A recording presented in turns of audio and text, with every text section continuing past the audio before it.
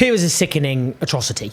Yet another unspeakable crime committed by Israel, which is so revealing in so many ways. Mohammed Abu al-Qumsan is a Palestinian man in Gaza who, along with his wife, a doctor, had been displaced from their homes in Gaza City. Of course, like the vast majority of the Palestinian people in Gaza. She'd just given birth to 2 twins. One a boy, one a girl. And they were just 3 days old. He went to register their birth to collect a birth certificate. While he left their home in Deir al-Balah, the Israeli military bombed the apartment. Both his 2 newborn babies, his wife and her mother, the twins' grandmother, were killed. Their birth certificates and then their death certificates, all on the same day.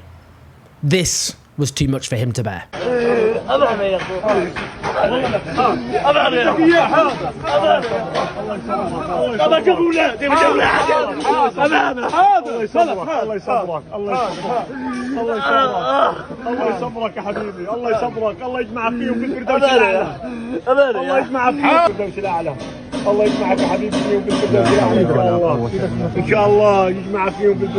How any human being can contain that much pain, that for me is just beyond my imagination.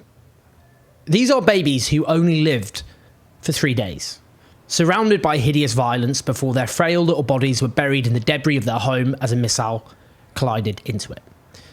Now, just before this hideous slaughter, in Facebook posts, this now dead mother was congratulated by many people, including many people in Western countries who'd been following her. She had a large following, I've looked. In fact, on my Facebook, I've got 3 friends in common with her. She's congratulated by someone who starts their message, "Congratulations, beautiful mama," who asks if there's anything that they can do to help, passing on love to her and her wonderful new babies, and asking, "Girl, boy?" And she replies, "Oh my God, I feel like it was a miracle." And she says, translated English, "Praise to be to God." And she says, "Sister, everything is going well, and sure will always need your support. Thanks from deepest heart." She says they're a boy and a girl. I will share you their pic in direct messages, and then she ends with 2 emojis. That's just one example of the replies. According to the official statistics, 115 babies who were born after Israel's onslaught began last October have been killed. Born into a genocidal onslaught and then killed by it. Now let's listen to this testimony from the grieving father. امبارح لسه ولدتهم لسه امبارح ولدت. وين كنت انت؟ رحت طلع شهادات الميلاد جبتهم هيهم معي تو جبتهم من الداخلية. يلا نطلع عشان نتسهل يلا. يعني كانوا في البيت قاعدين؟ الشقة امنين. يلا معهم في الفردوس الاعلى. يلا اصبر محمد. أولاد رايح في الجواسين امبارح الولد ليش هالتمييز آسر وآسر كمان بيت لي بالميلاد أنا 10 أمانة مسجل تعال جيت اليوم أخذهم وأنا قاعد بأخذهم زي هيك رن علي التلفون الشغلة اللي أنت فيها انقصفت أنت وينك؟ يا مرة عندك مستشفى شغالات مدنيين نازحين انتم؟ عشان ما راح لازم اكون شغال دكتوره يعني ولدت قبل 4 ايام؟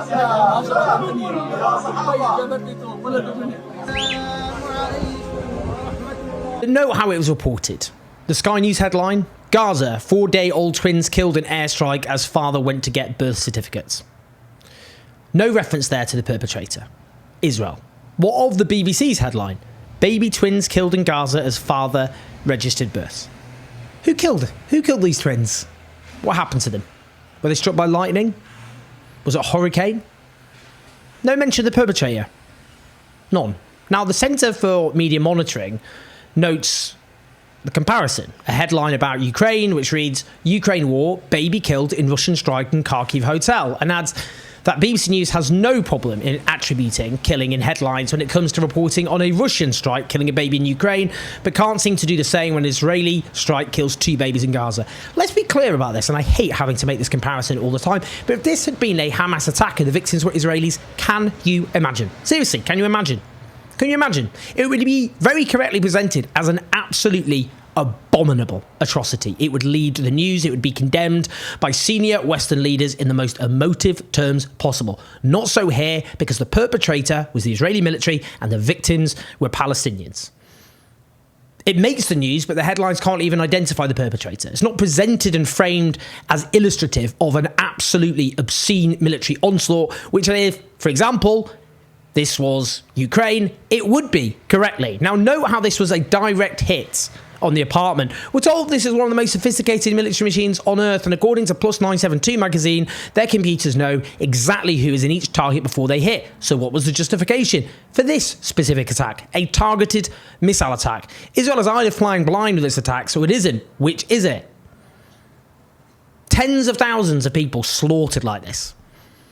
Here's an example, by the way, of genocidal mania. In a functioning society, the knowledge that the military had slaughtered these 2 little twins and their mum and their grandmother so close to where people live.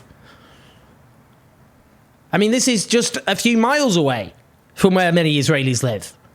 But in Gaza, thousands upon thousands of children, including babies and toddlers as well as teenagers, have been violently slaughtered, buried, burned alive, shot to death, including with sniper bullets to the head. In one Telegram group of Israeli settlers with 132,000 followers, someone posted an image of these 2 little babies and the weeping man, their father, clutching the birth certificates with the text, "His wife and twin children were eliminated. It really touches me," followed by "Yay to the trash."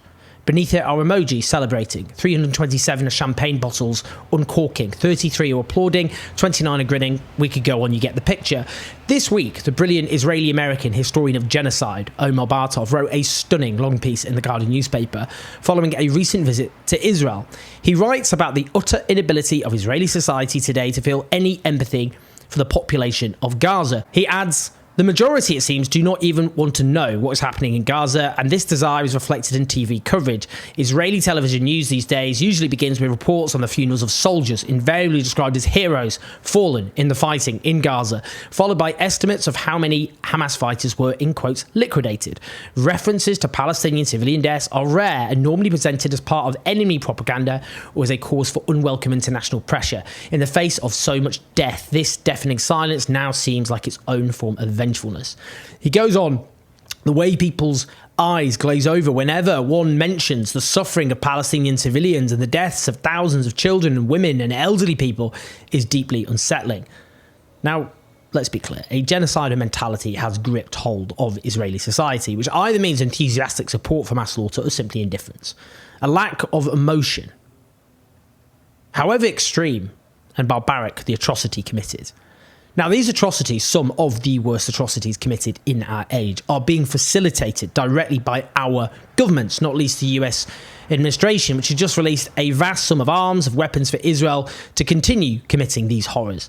Now, a US spokesperson, Vedant Patel, was asked about this atrocity. Parliament and the US issued certain statements mourning the loss of life from some of these killings. And you talk about deterrence. Just hours ago, 2 twins who were newborn were killed in Gaza with their mother and grandmother as their father went to collect their birth certificates. They were 4 days old, born into war, experienced only war, killed by war. How is the EU responding to this instance, given, again, this comes a day after the US celebrated? So I'm not going to speak to specific instances and incidents that happen. I will let the IDF speak to any operations they can take. I will say, just hearing this from your reporting, this is obviously incredibly heartbreaking. Again, Israel has every moral and strategic imperative to minimize civilian loss, but I don't have any of the other contours surrounding this operation, and I will let the IDF speak to that. Just contemptible stuff. Listen to how he defers to the IDF, which is responsible for these atrocities. Let's just be clear. I want to be very clear about something. It's not going to be possible to contain the consequences of what we're discussing here. These crimes are simply too grave, too extreme, too perverse, too shameless, too unapologetic. A bitter harvest is being sowed before our eyes. The seeds are being planted.